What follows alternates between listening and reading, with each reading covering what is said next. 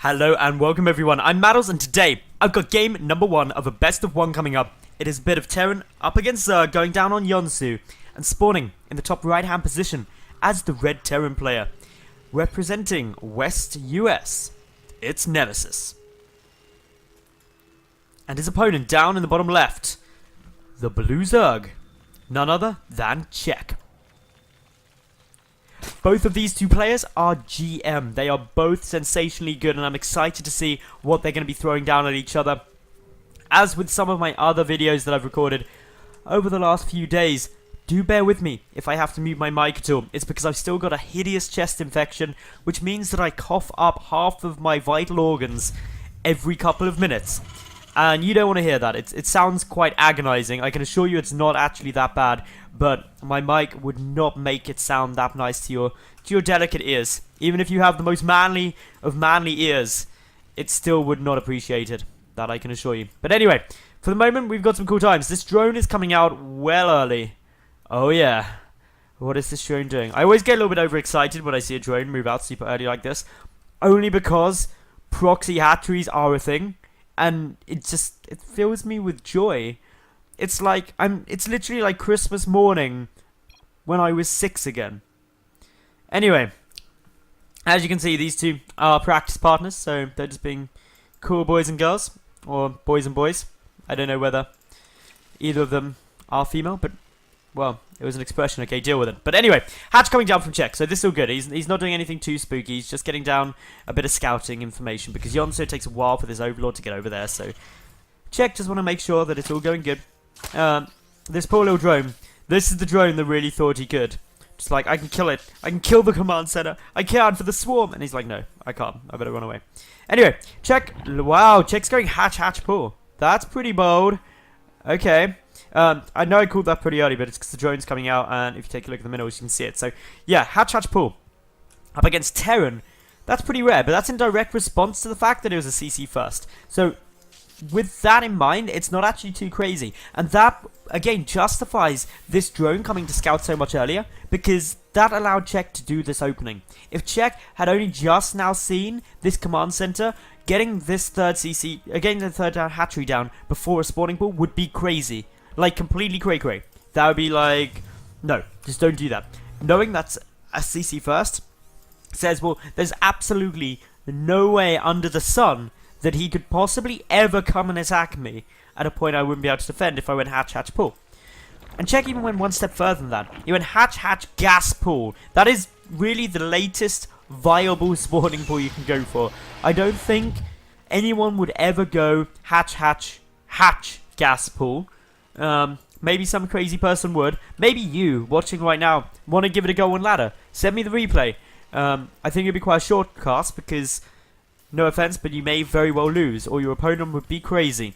Because hatch, pull would give you zerglings out so late, and actually I'm not sure if economically it would even be viable because your queens would be so much later. Your lava production wouldn't be good, and yeah. I don't see that working. That's something where you would have to theory craft if the actual lava production would become detrimental or not. I don't know, is the honest answer. Anyway, really, Nemesis just following this up fairly standard. CC first, up into that barracks obviously, then the gas, getting down the reactor and the factory, so going into some Hellions off the back of this. So this is something you see more and more Terran players do nowadays, is that they go for a very greedy play, get the gas out early. If this was Wings of Liberty and it was a CC first, we would have seen like 2 additional barracks straight away for the extra marine production. But nowadays, so many players happy to go for that gas nice and soon. Also the third CC coming down from Nemesis, which is quite interesting because he hasn't actually scouted yet, so he doesn't know that Check has gone for this super greedy hatch pool opening. But it's working out well for both of them. They're both being insanely economically focused. Whether a bit too much so, I'll leave up to your good judgment, but because they are practice partners, it's always the downside of having practice partners and things like that. One of the few downsides, actually, is that you might be a bit overconfident that your opponent isn't going to cheese you or something, when on the ladder, I'd say a good amount of games I get cheesed on, so who knows, maybe you should just be a little bit more cautious. Maybe it's just me having bad luck, actually, getting cheesed a lot. I think people, when I do, and I do rarely ladder, just on rank laddering, but I think people probably recognize my username. I've known lots of people do say, like, the funniest one I always get is, I've had people shout at me, over the internet, of course, telling me how noob I am for imitating a caster, and do I think that makes me cool? And I'm just like, well, it is actually me. And anyway, beside the point. This game is all going pretty steady though, and the reason I went off on a bit of a tangent is because this is being very passive. Really passive. Third CC, the next barracks only just coming down. Check actually getting a great scout out here, sees everything that he wants to see. And the only thing really missed was the double engineering bay, but they're only just getting started. The fact the third command center was seen is probably bigger.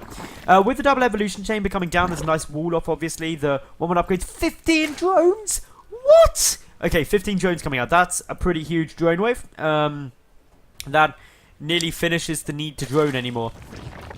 So yeah, good times straight away there for Check. Check also getting down the bailing nest. No lair for the moment. Gas income is starting to skyrocket, and so with that, of course, lair gets started up. Third orbital command has now landed down. We've got starports, we've got more production facilities. They're all really ramping up now. Nothing. Oh, actually, no, stuff has been lost this game. Wow, now I feel really stupid. I was about to make a really big point that nothing had been lost so far, but okay, very little losses have gone down. Just no workers, just a couple of units here, there. Only 25 resources lost, so that was something cancelled actually.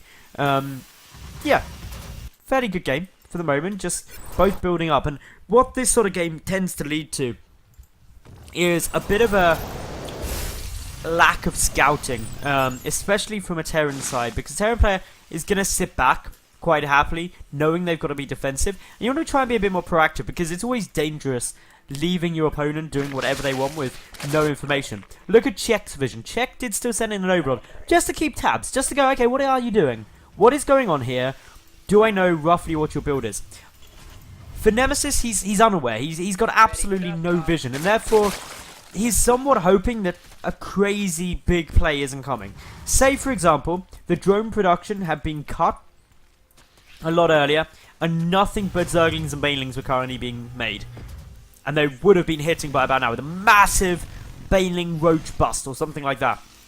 It'd be bad times for Nemesis, and he'd probably just lose the game outright there. So you've got to be cautious, you've got to be keeping an eye on your opponent. And actually, it's not too far off what Check's doing. He's got a lot of Banelings down, a lot of Lings, and is now getting a bit more active on the map. Not to mention the fact that he's getting great overlord spread and great creep spread.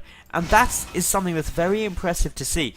Getting this creep spread around in so many different angles just gives you such advanced knowledge. Look at the vision Check currently has on the map. He knows any way drops are going to be coming in. He knows any way ground armies are going to be coming in so long before they get there.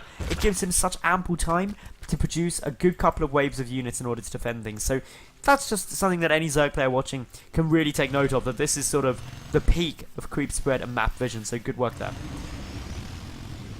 However, Nemesis is now going to realise on his first venture forth and going, whoa, that's a lot of creep. Unfortunately, Zergling's also coming in. The Widow Mines not yet burrowed. Big bailing hits coming through there. And while a couple of Widow Mine detonations are now going to go off, that was a very good engagement for Check. He shut down this push hard. There's no Hellions left. There's just a handful of Marines. It's not really that scary. This wall off, might I add, is absolutely spectacular. So many waves of it went off that wouldn't go down to some Banelings. But regardless, good production coming down. Fourth base nearly done. Nice little thing to note here by Check is he's keeping just a couple of Banelings and Lings at this base in case a drop came down. He just wants to make sure that there's absolutely no way that base could get denied. And the reason he's being so cautious and so careful to make sure that it is able to get down securely is because he knows that his opponent has the third down, and so he knows he's been on equal bases for a while. He has to sort that out by getting that fourth. If the fourth went down, he'd be in bad spot. So this is just all looking really nice for Check at the moment, who's trading relatively well, trading actually a bit more cost effectively than his opponent. And any time, literally any time as a Zerg player, you're losing less resources than a Terran player, you're in a good spot. Another engagement is coming down here now. Banelings get some good detonations. The Mutalisks able to start picking away at stuff. With the Marines now gone, those medevacs extremely vulnerable. However, the ground army now taking out, good split on those Marines, and the Mutalisks forced to retreat back. Medevac count still looking strong, 8 down on the field, a Thor also making its way forward. And suddenly we're looking at Check, who's going, hang on, I don't really have enough stuff here. This 4th base, remember the one that I was saying was so critical, still being absolutely integral to Check being secure in this game. He's got a couple of units up there, but isn't able to take out those Marines too quickly. With the Banelings and, of course, gone, a couple of Zerglings still about, it's the Widow Mines that are dealing a lot of the damage. 2-2 upgrades done for both sides, but it's just the amount of healing coming down from these medevac. It just shuts down near all. Reinforcements streaming across the map still, and the 4th hatchery is going to fall. This is where suddenly Check's starting to look in a bit more of an awkward spot. He's on equal basis still, and will be kept on equal basis for a long time. Not to mention that actually his worker count isn't that substantially higher, and his army supply is lower. Check doing a great job here. Some Banelings about to finish morphing, but don't get any good detonations down. And just the power of these medevacs doing so much. A couple of Speedlings coming in for a counterattack now, but it's just streams of reinforcements coming across the map, and now the 3rd that is really on target here now for Nemesis. Check gathering a couple more Banelings together, does have a few Overseers morphing in just to help deal with the Widow Mines. The Widow Mine count is only actually at 1, which is currently sitting at that hatchery location, so nothing to worry about there. The Banelings come tumbling through the lines of infantry, taking a lot of them out, and now the Mutalisks and Lings able to deal with Thors. So, with those Thors now pretty much taken out, there's still one alive. The push is a bit weaker, but the Banelings, they're all gone too, and that's where suddenly Check is seeing a bit of a problem, because this is one of these never-ending Terran pushes. We all have experienced them, where they just keep on coming, these streams of units, just rally, the production cycle is good, and Check, realizing that he can't do anything about it, GG's out, and Nemesis will win the game. So, that was a pretty good game, showing the strength of that never-ending Terran push. If you enjoyed it, make sure that you like the video, leave a cool comment, and of course, subscribe. I get new games out daily, so I'll see you all tomorrow for yet another new cast. Thanks for watching, and bye for now.